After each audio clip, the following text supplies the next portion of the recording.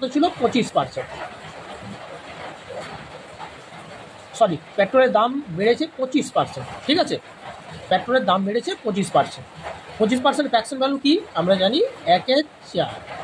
এটা হচ্ছে fraction value. Fraction value থেকে যদি বার করে নেই, আগে ছিল 4 টাকা, এখন সেটা 1 বেড়েছে। 1 কত আপগ্রেড হচ্ছে, এখন কত হয়েছে 5 টাকা। বোঝা গেল? তাহলে আগে 4 টাকা ছিল, এখন হয়েছে 5 টাকা।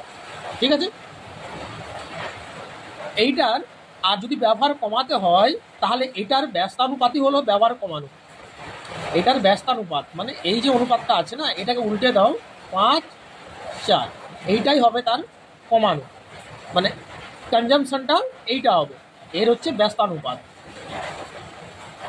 তাহলে 5-এ 1 কম, 5 থেকে 1 কম, 1-এর 5, 5 থেকে 1 কম, 1-এর 5, মানে 5 থেকে 1 কম তবে না 4 হয়েছে। তাহলে 1-এর 5, 1-এর 5 মানে 20%। তাহলে তার ব্যবহার কত করতে হবে 20%। দেখো 2 লাইনে উত্তর। হ্যাঁ, কিন্তু যদি তুমি এটাকে জাস্টিফাই করতে চাও, মানে এটা কি করে হলো, মানে এটা তো তোমার সন্দেহ হতেও পারে যে এটা কেন হয়। দেখো, আমি তোমাকে আরেকটা এক্সাম্পল দিয়ে বুঝিয়ে দিই এই ব্যাপারটা কেন হয়। দেখো, আগে ছিল 4 টাকা, এখন হয়েছে কত 5 টাকা।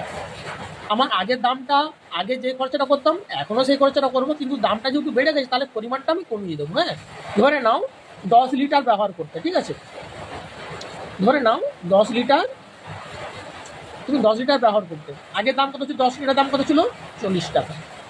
আগের জন্য তোমার বরাদ্দ খরচ কত ছিল 40 টাকা। এখন এখন তোমার বরাদ্দ খরচ কত, ওই 40 টাকাই থাকবে, কিন্তু তাহলে আমি পরিমাণটা আমাকে কমিয়ে দেবো, কারণ 40 টাকার মধ্যে তো 10 লিটার আমি পাচ্ছি না। তাহলে 40 টাকার মধ্যে আমি কত লিটার পাবো, এখনের দাম কত 5 টাকা লিটার হয়ে গেছে।